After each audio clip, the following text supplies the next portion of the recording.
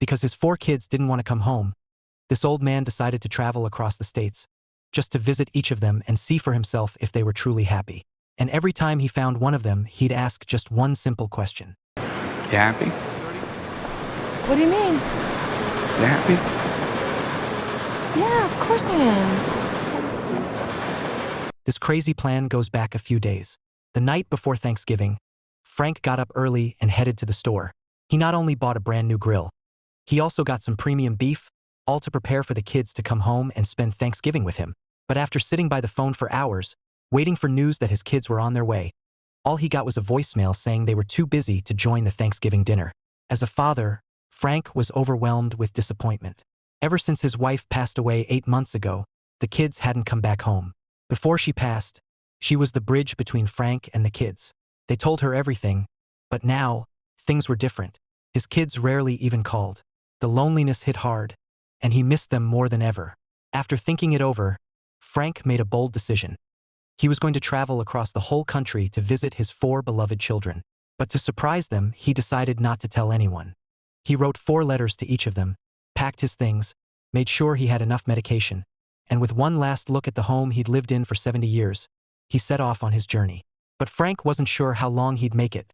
Before retiring, he worked in a job that involved handling wire coatings, and years of hard labor left him with a job-related lung disease. When the doctor heard he planned to travel, he warned him to stay home and rest.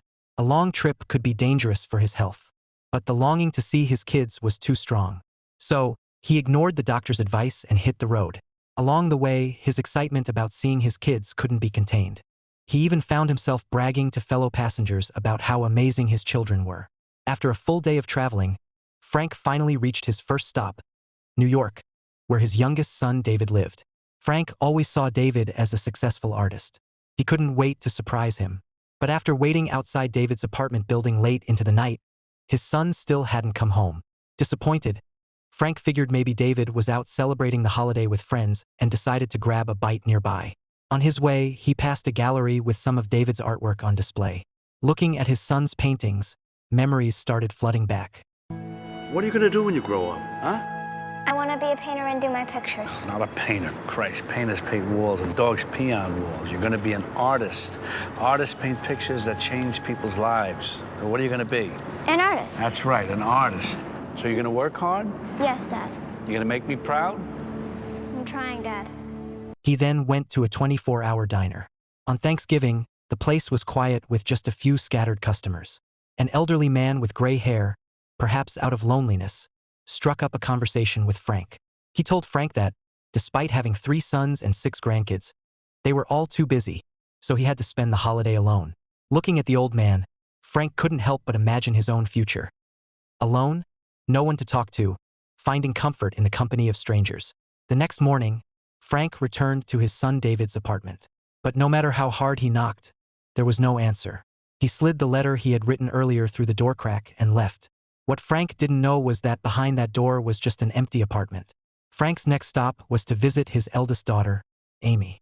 In Frank's eyes, Amy was a successful executive living happily with her husband and son in a wealthy Chicago neighborhood.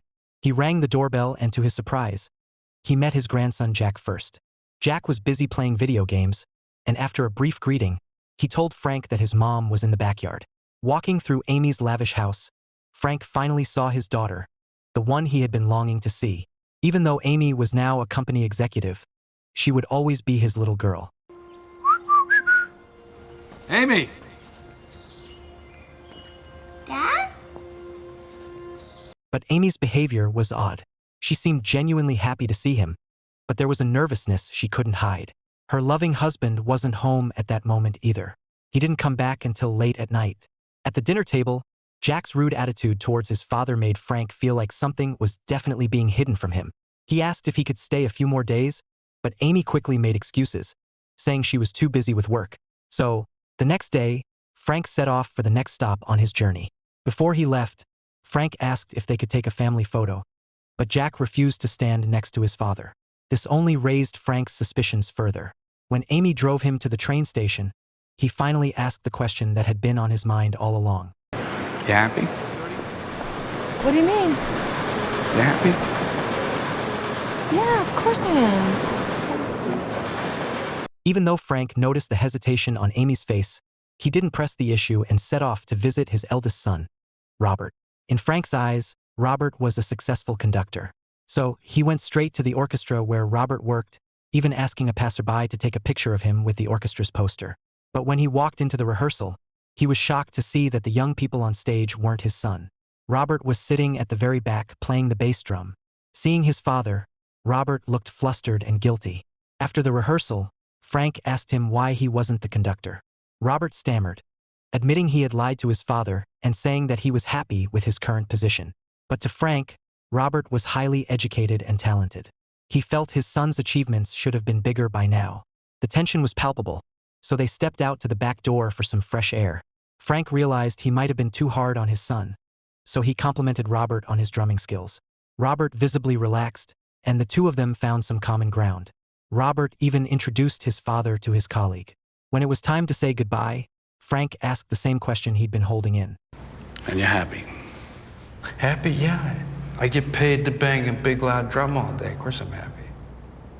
As they were about to shake hands, both of them suddenly realized they were family. They should hug instead. Just as Frank was about to leave, he couldn't help but turn back. No matter where Robert was in life, he would always be that smart, kind, and somewhat shy child in Frank's eyes. The last stop on his journey was to visit Rosie in Las Vegas. Frank had thought this would be another surprise visit, but Robert had already told his sister about his plans to visit.